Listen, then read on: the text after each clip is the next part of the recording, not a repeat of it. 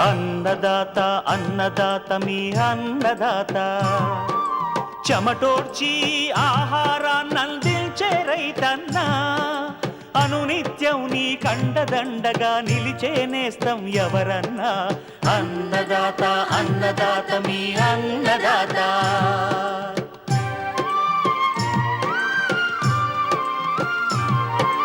నూతన రీతుల సాగుబడికి, నూరింతలు పెరిగే దిగుబడికి సూచనలిచ్చే సస్య రక్షణకు, పశు పోషణకి శాస్త్ర విజ్ఞానం అందించి ముందుకు నడిపే తెలుగు రైతు భారతదేశానికి మకుటం అయ్యేలా తీర్చిదిద్దే ఆశయంతో మిమ్ము మేలు కొలిపేది అన్నదాత.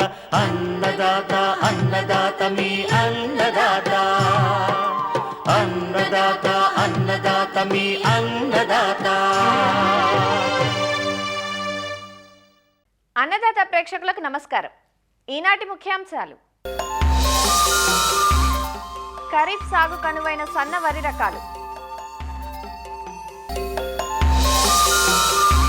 మామిడి తోటల్లో కాపు అనంతరం చేపట్టాల్సిన చర్యలు, కార్పు చేపల పెంపకంలో ఖర్చులు తగ్గించుకునేందుకు సూచనలు, ఇంకా జై కిసాన్ వ్యవసాయ సమాచారం.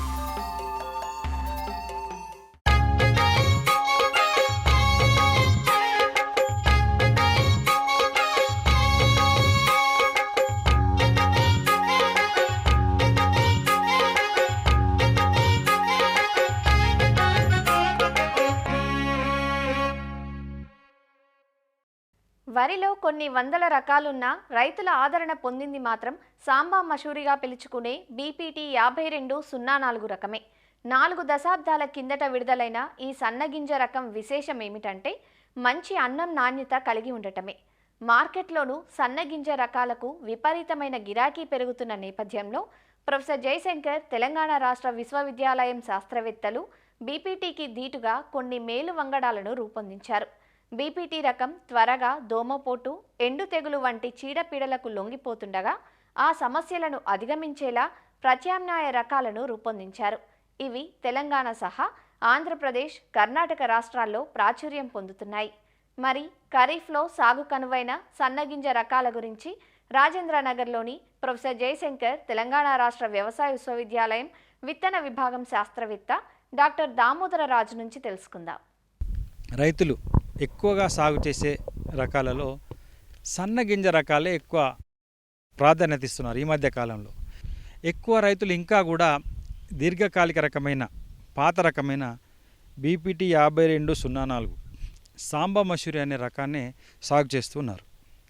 సో చాలామంది రైతులకు దానికి ప్రత్యామ్నాయంగా ఏం రకాలు అందుబాటులోకి వచ్చినాయి, ఎలాంటి రకాలు సాగు చేసుకోవచ్చు అన్నదాన్ని ఇంకా పూర్తిగా అవగాహన రైతులకు కలగలేదు. దానిలో మొట్టమొదటిది RNR 15048 తెలంగాణ సోనా.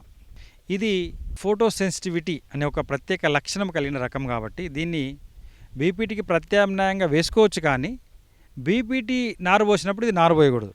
అంటే ముఖ్యంగా ముందుగా నారు పోయకూడదు. రోహిన్లో కానీ తర్వాత మృగశిరలో కానీ నారు పోయకూడదు.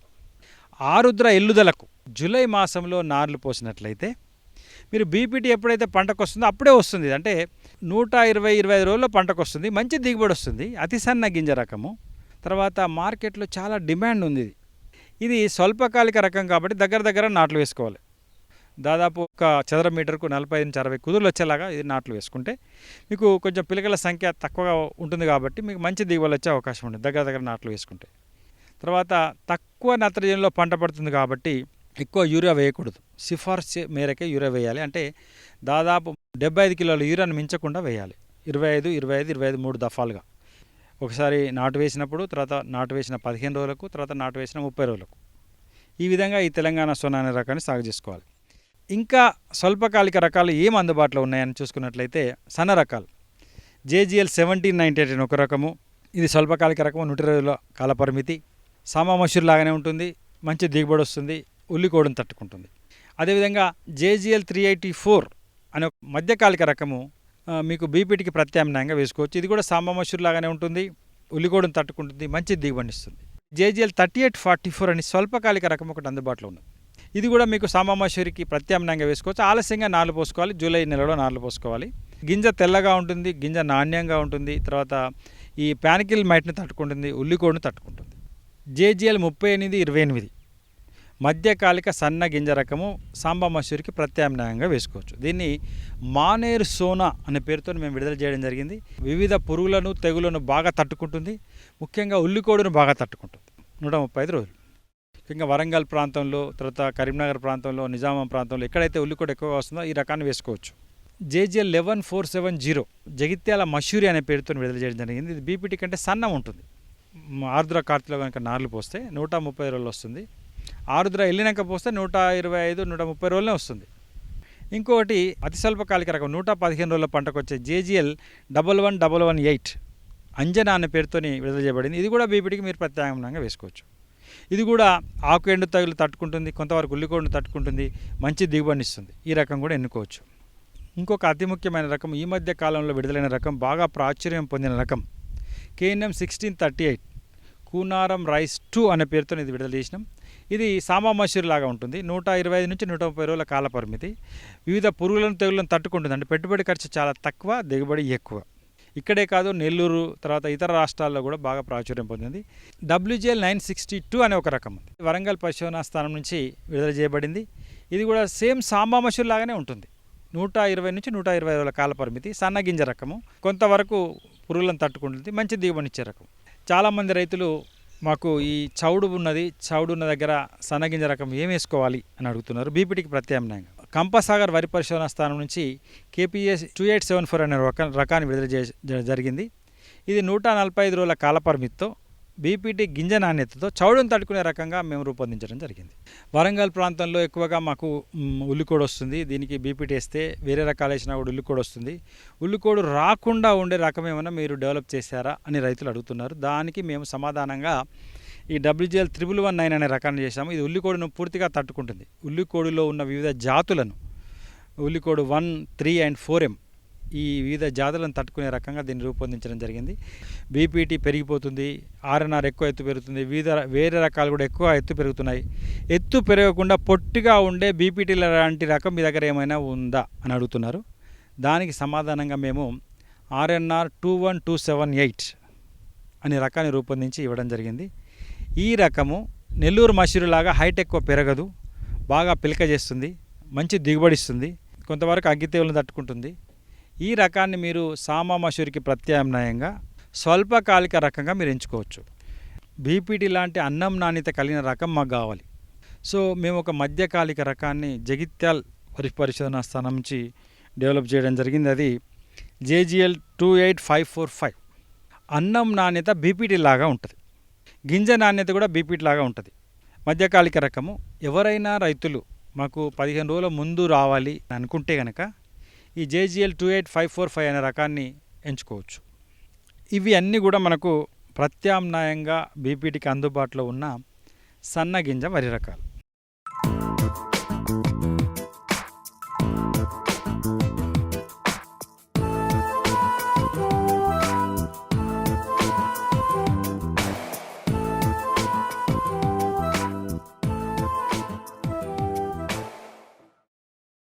ఉభయ తెలుగు రాష్ట్రాల్లో అత్యధిక విస్తీర్ణంలో సాగయ్యే పండ్ల తోట మామిడి.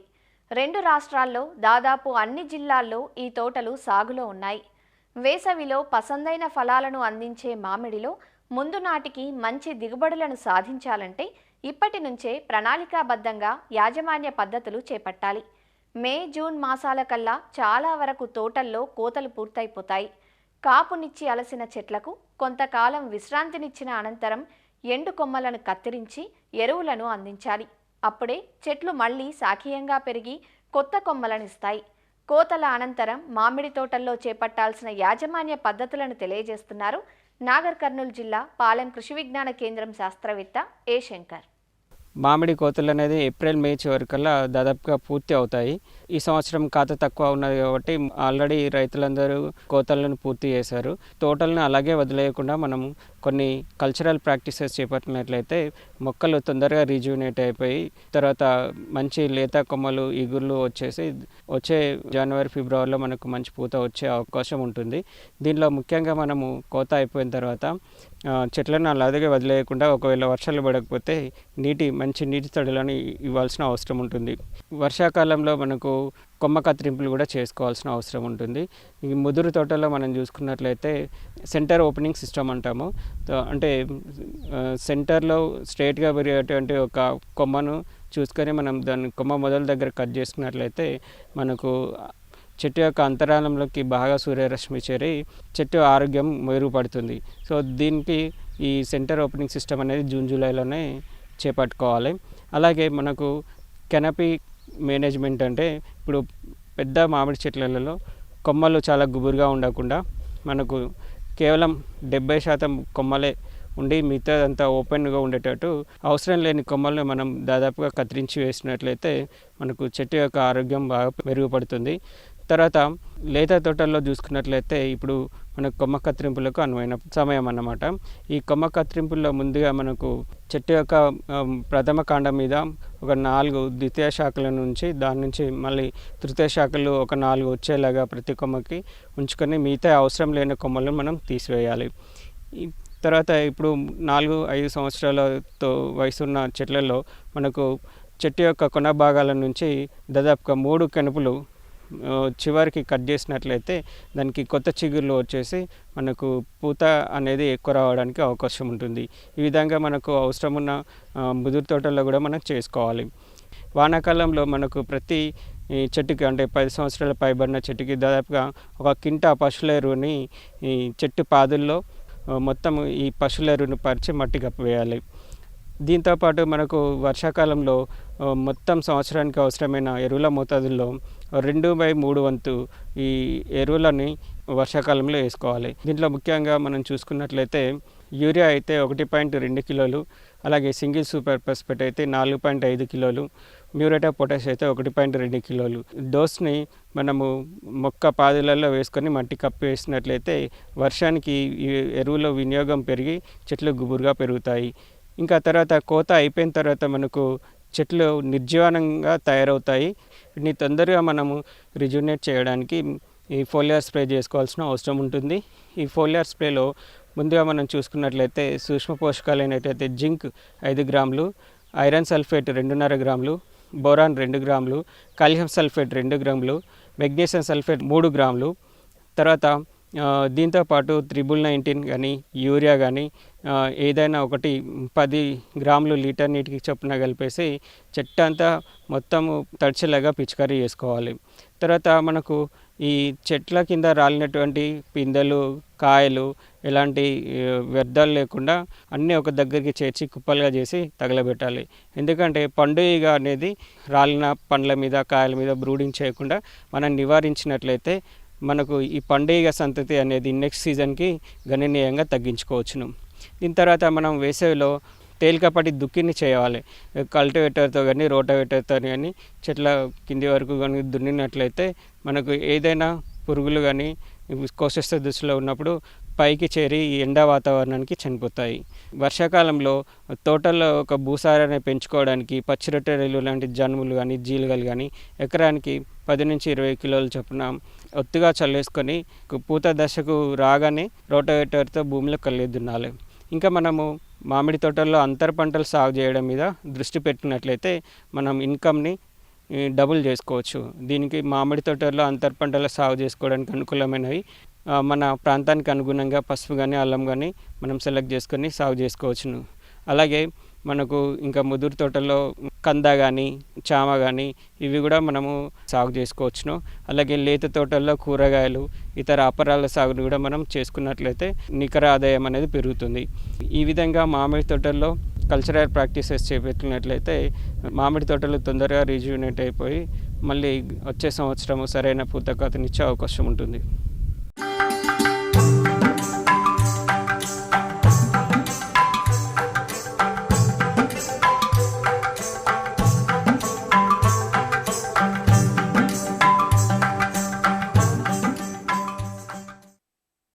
ఆంధ్రప్రదేశ్లోని కోస్తా తీర ప్రాంతంలో మంచినీటి చెరువులు ఎక్కువగా ఉన్నాయి. వీటిలో బొచ్చె, రోహు, మృగాల వంటి చేప రకాలను పెంచుతూ ఉంటారు. వీటిని కార్పు చేపలంటారు. కార్పు చేపల పెంపకంలో ఈ మధ్యకాలంలో విత్తనం, మేతల ఖర్చులు బాగా పెరిగిపోయాయి. సాధారణంగా అధిక శాతం రైతులు చేప పిల్లల కోసం నర్సరీలపై ఆధారపడుతుంటారు. చేపపిల్ల పరిమాణం, వయస్సును బట్టి పెంపక కాలం ఆధారపడి ఉంటుంది. కాబట్టి రైతులే సొంతంగా పిల్లను మూడంచెల పద్ధతిలో పెంచుకొని సైజు వచ్చాక పెంపక చెరువుల్లో నిల్వ చేస్తే ఖర్చులు కొంతవరకు తగ్గుతాయి.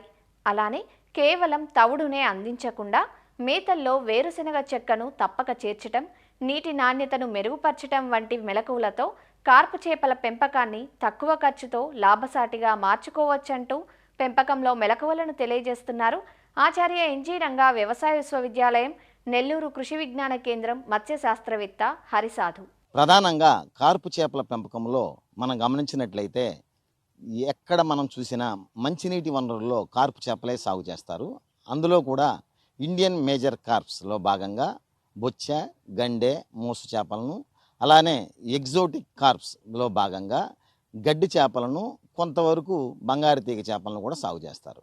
అయితే ఈ కార్పు చేపల పెంపకంలో మనం ప్రస్తుత పరిస్థితిలో గమనించినట్లయితే మేత ఖర్చు విపరీతంగా పెరిగిపోయింది. మేత ఖర్చు పెరిగినంతగా మనకు చేపల రేటు పెరగట్లేదు. అందువల్ల రైతులకి చాలా వరకు రావాల్సినటువంటి ఆదాయం రాక చాలా ఇబ్బందులు పడుతున్నారు. అంతేకాదు కాకుండా ఈ లీజు కూడా దాదాపు ఎకరాకి 40 నుంచి 50 వేలకు అయిపోయిన కారణంగా రైతులు తీవ్ర ఇబ్బందుల్లో ఉన్నారు.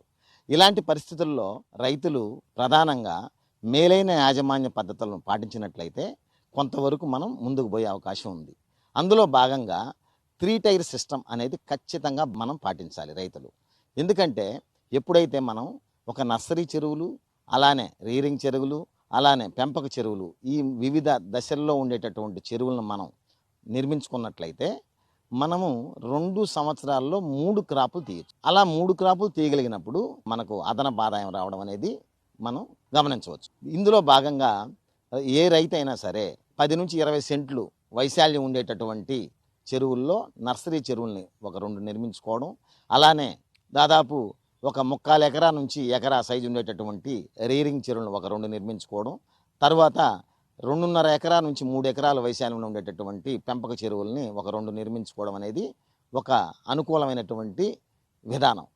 ఇలా ఉన్నప్పుడు మనకేమవుతుందంటే తక్కువ రేటుకి నాణ్యమైనటువంటి విత్తనం దొరికినప్పుడు మనం ఈ యొక్క సీడ్ అనేది అంటే స్పాన్ను మనం తీసుకొచ్చి నర్సరీ చెరువుల్లో దాదాపు 3 నెలల వరకు పెంచి అందులో ప్రధానంగా మనం వేరుశెనగ చెక్క, తవుడు, పచ్చి తవుడుని మేతగా ఇచ్చినట్లయితే దాదాపు 3 నెలలకే 30 గ్రాముల దాకా మనకు అవకాశం ఉంది. 30 గ్రాముల సైజుకి వచ్చేస్తాయి. ఇలా 30 గ్రాముల సైజు వచ్చినటువంటి ఈ యొక్క చేప పిల్లల్ని మనం రీరింగ్ చెరువుల్లోకి మార్చి ఈ రీరింగ్ చెరువుల్లో ఒక 9 నుంచి 12 నెలలు మనం సాగు చేసినట్లయితే మనకు కనీసం 150 నుంచి 200 గ్రాముల సైజుకి వస్తాయి. అంటే దాదాపు సంవత్సరం దాటిపోయింది కాబట్టి వీటిని ఏడుబారిన చేప పిల్లలు అంటాం. ఇలా ఏడుబారిన చేప పిల్లలను మనం పెంపక చెరువుల్లో సాగు చేసినట్లయితే కేవలం 6 నుంచి 7 నెలల్లోనే మనకు పంట వచ్చే అవకాశం ఉంది. కిలో దాటిపోయే ఛాన్స్ ఉంది. ఈ విధానాన్ని రైతులు ఖచ్చితంగా పాటించాలి. అలా పాటించగలిగితేనే మనకు ఇప్పుడుండే పరిస్థితుల్లో నిలబడగలుగుతాం. అంతేకాదు కాకుండా ఎక్కువ మంది రైతులు చేసేది ఏంటంటే ఈ వ్యాపారస్తుల నుంచి చేపపిల్లలు కొనుక్కోవడం, కేవలం 4 నుంచి 5 నెలల వయసు ఉండే చేపపిల్లలని వాళ్ళు ఏడుబారిన చేపపిల్లలని చెప్పి వీళ్ళకి అమ్మడం వల్ల అవి తెచ్చుకొని వీరు సాగు చేసినప్పుడు వీళ్ళకి రావాల్సినటువంటి పెరుగుదల రాక పంట కాలం అనేది సంవత్సరం కూడా దాటిపోతుంది. ఇలా జరిగినప్పుడు మేత ఖర్చులు పెరిగిపోవడం, ఫీడ్ కన్వర్షన్ రేషియో బాగా పెరిగిపోవడం, మనకు రావాల్సిన ఆదాయం రాక రైతులు నష్టపోతున్నారు. కనుక రైతులు విధిగా 3 టైర్ సిస్టమ్ని పాటించాలి. అంతే కూడా కాకుండా చెరువును నిర్మించేటప్పుడు ఖచ్చితంగా దీర్ఘచతురస్రాకారంలో చెరువును నిర్మించుకోవాలి. అంతే కూడా కాకుండా నేలల ఎంపికలో కూడా ఇసుక, బంకమట్టి కలిసినటువంటి నేలను మనం సెలెక్ట్ చేసుకోవాలి. నీరు నింపేటప్పుడు తక్కువలో తక్కువ కనీసం మనకు 6 నుంచి 8 అడుగుల లోతుకి తగ్గకుండా మనం నీరు ఉంచినట్లయితేనే సమ్మర్ పరిస్థితుల్లో ఈ పై పొరల్లో ఉండేటటువంటి 4 అడుగుల నీళ్లు వేడెక్కిపోయినా కనీసం కింద 2 అడుగుల నీరు కాస్త చల్లగా ఉన్నప్పుడు చేపలకు ఒత్తిడిగా జరగకుండా అవి వాటి యొక్క శరీర పెరుగుదల జరగవలసిన విధంగా జరిగి అంతో ఎంతో పెరుగుదల మనకు కనపడుతుంది. అలా కాకుండా 4 అడుగులు 5 అడుగులు ఉండేటటువంటి చెరువుల్లో మనం సాగు చేసినట్లయితే ఆ వేడి అనేది కింద వరకు వెళ్ళిపోయేసి చేపలు ఈ యొక్క ఉష్ణోగ్రత తాకిడికి ఆ స్ట్రెస్కి గురై పెరుగుదల లేక వ్యాధుల బారిన పడే పరిస్థితి కూడా ఉంది కనుక రైతులు విధిగా 6 నుంచి 8 అడుగులు ఉంచుకోవాలి. అలా చేసుకోవడం అనేది చాలా చాలా అవసరం.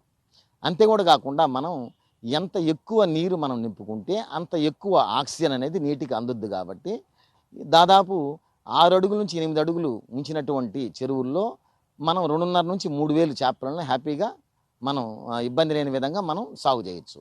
అయితే వీటితో పాటు మనం మేతల్లో ప్రధానంగా మనం నాణ్యమైనటువంటి మేతలు వాడడం ఎంతో అవసరం. ఇప్పుడు మనం గమనించినట్లయితే దాదాపు ఎక్కువ మంది రైతులు వేరుశెనగ చెక్క అనేది పూర్తిగా విస్మరించారు. కానీ రైతులు వేరుశెనగ చెక్కను చేపల సాగులో వాడడం చాలా అవసరం. కనీసం 10 నుంచి 20% వేరుశెనగ చెక్కను కలిపి మేతలో వాడడం చాలా మంచిది. వీటితో పాటు ఫెర్మెంటెడ్ మిశ్రమం అనేది చాలా చాలా ముఖ్యమైనది. ఈ చేపల రైతులు కానివ్వండి, రొయ్యల రైతులు కానివ్వండి, విధిగా ఫెర్మెంటెడ్ మిక్చర్ని తయారు చేసుకోవడం చాలా అవసరం. ఇది ఎలా చేసుకోవాలి అంటే ప్రతి ఎకరాకు 15 కిలోలు బెల్లం, 15 కిలోలు బియ్యం పిండి కానివ్వండి, గోధుమ పిండి కానీ ఏదో ఒకటి 15 కిలోలు తీసుకోవాలి. దీంతో పాటు ఒక 10 కిలోలు వేరుశెనగ చెక్క, 10 కిలోలు పచ్చి తౌడు అంటే నూనె తీయకుండా ఉండేటువంటి తౌడు, దీంతో పాటు 1 కిలో ఈస్ట్ని ఒక 200 లీటర్ల డ్రమ్ములో మనం బాగా 2 రోజుల పాటు పులిగి పెట్టాలి. పచ్చికర్రలతో కలిపెట్టినప్పుడు దీనివల్ల ఇంకా మేలు జరుగుతుంది. కనుక 2 నుంచి 3 రోజులు మనం అలా ఫెర్మెంట్ చేసి దాన్ని మనం మేతగా ఇవ్వాలి. ఇలా మేతగా ఇచ్చినప్పుడు మనకు ఇది అద్భుతమైనటువంటి pH బఫర్గా పనిచేయడమే కాక అద్భుతమైనటువంటి ప్రొబయాటిక్గా పనిచేస్తుంది, ఆహారంగా పనిచేస్తుంది. కనుక ఇలాంటి ఫెర్మెంటెడ్ మిక్చర్ని రైతులు విధిగా వాడాలి. వారానికి ఒకసారి ఖచ్చితంగా వాడండి. ఇలా ఫెర్మెంటెడ్ మిక్చర్ వాడేటప్పుడు మనం ఎలాంటి మేతలు ఇవ్వాల్సిన అవసరం లేదు. దీంతో పాటు మనం ప్రధానంగా రైతులు మందులు వాడకం అనేది చాలా వరకు తగ్గించుకోవాలి. ఇప్పుడు మనం చేపల సాగులో మినరల్స్ అనేది చాలా ఇంపార్టెంట్. మంచినీటి వనరుల్లో మనం కాస్త కోస్త మినరల్స్ లోపం అనేది మనం గమనిస్తున్నాం. కనుక హైమిన్ ప్లస్ లాంటి నాణ్యమైనటువంటి మినరల్స్ని ఎకరాకి 10 నుంచి 15 కిలోలు మనం చేపల సాగులో ఇచ్చినట్లయితే మినరల్స్ లోపాన్ని మనం చాలా వరకు అరికట్టవచ్చు. దీంతోపాటు రెగ్యులర్గా అంటే చేప విత్తనం వదిలే ముందు నుంచి పట్టుబడి వరకు కూడా మంచి నాణ్యమైనటువంటి ప్రొబయాటిక్స్ అంటే వాటర్ టోన్ లాంటి ప్రొబయాటిక్స్ని మనం ఎకరాకి కేవలం 200 గ్రాములు 20 నుంచి 30 లీటర్ల నీటిలో బాగా కలిగిపెట్టి చెరువు వెంబడి మనం బాగా చల్లినట్లయితే దీనివల్ల చాలా ఉపయోగాలు ఉన్నాయి. ఇది మంచి ప్రొబయాటిక్, వాటర్కి సాయిల్కి పనికొచ్చే ప్రొబయాటిక్కే కాక ప్లాంక్టాన్ బూస్టర్గా పనిచేస్తుంది. నాణ్యమైన ఉపయోగపడేటువంటి ప్లాంక్టాన్ డెవలప్ చేస్తుంది. అంతేకాదు కాకుండా నీటిలో ఉండేటటువంటి విషవాయువులను ఇది అబ్జర్వ్ చేసేసుకుంటుంది, దాన్ని ఎలిమినేట్ చేస్తుంది. కనుక రైతులు ఎక్కువ మందులు వాడకుండా 1 లేదా 2 ముఖ్యమైన మందులు వాడుకుంటూ సాధ్యమైనంత వరకు పంట ఖర్చును తగ్గించుకొని మనం దిగుబడి పెంచుకునే విధంగా ముందుకు పోవాలని కోరుకుంటున్నాం.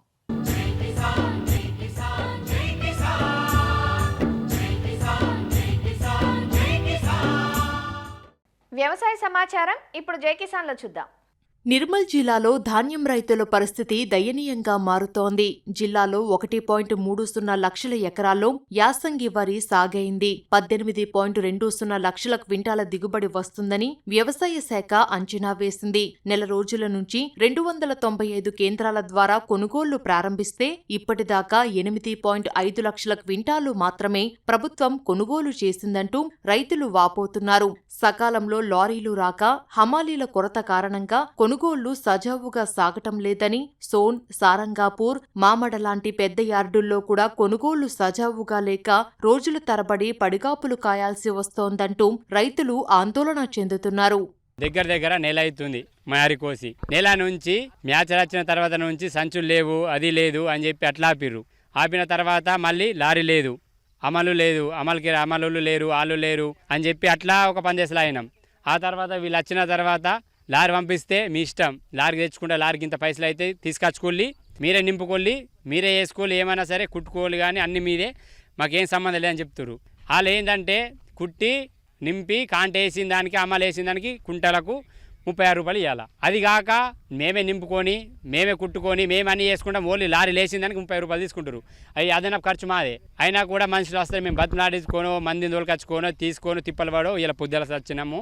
పొద్దున వస్తే ఆ 400 సంచులు మేము వేసుకున్నాం. ఓన్లీ రైతులమే. అసలు గవర్నమెంట్ పట్టించుకుంటుందా లేదా మాకు తెలుస్తలేదు. ఏమనంటేనేమో కొనుక్కుంటున్నామని చెప్తారు. పోయినసారి పంట వచ్చింది, ఆన వల్ల పంట లాసిపోయినాం. ఈసారి ఆన లేక పంట దిగుబడి దేవుడి వల్ల పంట మంచిగా వచ్చింది, అమ్మ లేక లాస్ అయిపోతున్నాం. గవర్నమెంట్ కొనలేక, దాన్ని మీ చేతులారా ఏం చేయలేక, దాన్ని ఎటు పంపలేక తుట్టికి పావుసారి అమ్ముకుంటున్నాం సార్ మేము. మరిన్ని విభిన్న అంశాలతో రేపటి అన్నదాతలో మళ్ళీ కలుసుకుందాం. నమస్కారం. అన్నదాతలు తమ సందేహాలు సమస్యలను 1800-425-4085 టోల్ ఫ్రీ నెంబర్లో ఉదయం 10 గంటల నుంచి 11 గంటల మధ్య పని దినాలలో సంప్రదించగలరు. ఈ కార్యక్రమాన్ని యూట్యూబ్లో www.youtube.com/annadaata ETV లింక్ ద్వారా వీక్షించవచ్చు.